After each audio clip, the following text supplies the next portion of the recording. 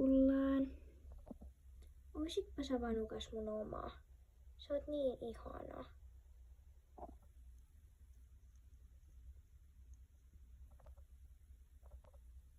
Mihin te olette menossa?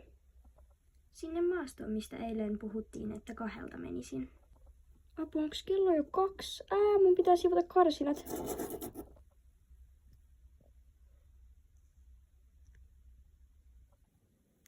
Onpa ihanaa olla maastossa pitkästä aikaa.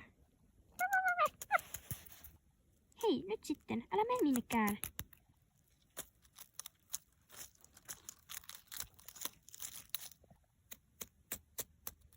Ollaankohan me edes oikealla reitillä?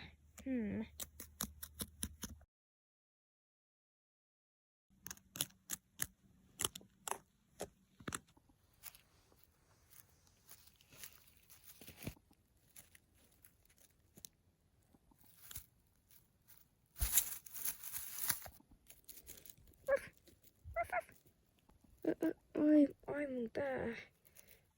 No voihan nyt kakkaa. Minne se Vanukas oikein lähti? Ai lähtikö se sinne? No totta kai se lähti takas tallille. Ei sillä pyöri muuta kuin ruuat mielessä. No eiköhän me lähetä sitten tallille päin.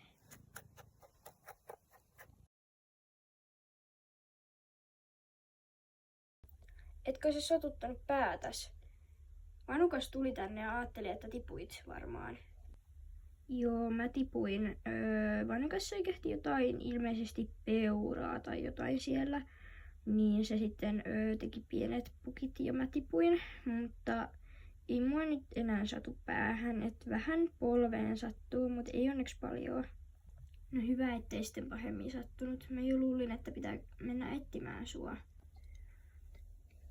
Noin. Niin ja hei, mietin, että haluaisitkohan sä Vanukkaan sun hoitoponiksi, kun sitä ei nyt tällä hetkellä kukaan hoida, niin se voisi olla sulle aika hyvä.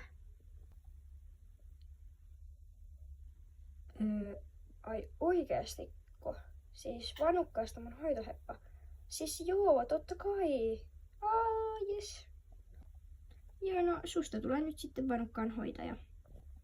Mieti Vanukas, sä oot mun hoitoponi. Apua, mä en kestä, ihanaa.